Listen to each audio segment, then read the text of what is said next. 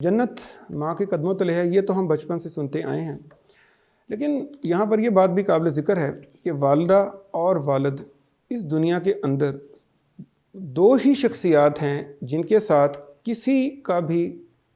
مقابلہ نہیں بنتا، یعنی کبھی بھی اولاد ان کے مقابلے پہ نہیں آ سکتی۔ یہ صرف ان اپنے بچوں کے بارے میں ہمیشہ خیر ہی سوچیں گے اور اس کی بہتری کرنے کی کوشش کریں گے، اور یہ والدین کی کے ساتھ جو حسن سلوک ہے، جو ان کے حقوق ہیں، وہ کس قدر اہم ہے۔ میں کچھ روایات آپ کے سامنے رکھنا چاہتا ہوں کہ نبی کریم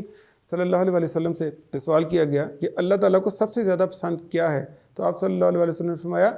وقت پر نماز پڑھنا۔ تو پوچھا اس کے بعد، تو آپ صلی اللہ علیہ وسلم نے فرمایا والدین کے ساتھ حسن سلوک۔ تو پوچھا اس کے بعد، تو آپ صلی اللہ علیہ وسلم نے فرمایا اللہ کے راستے میں جہاد کرنا، یعنی والدین کے ساتھ حسن سلوک جہاد سے افضل ہے۔ اس کے بعد پھر اسی طرح ایک بار ایک شخص نے جہاد میں شامل ہونے کے لیے نبی کریم صلی اللہ علیہ وسلم سے اجازت چاہی،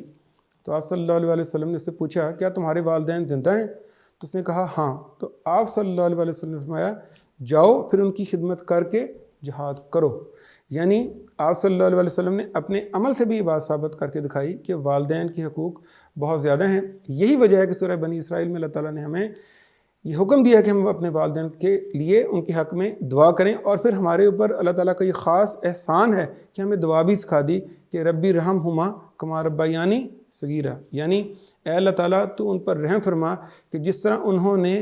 محبت اور شفقت سے ہمیں بچپن میں پالا تھا۔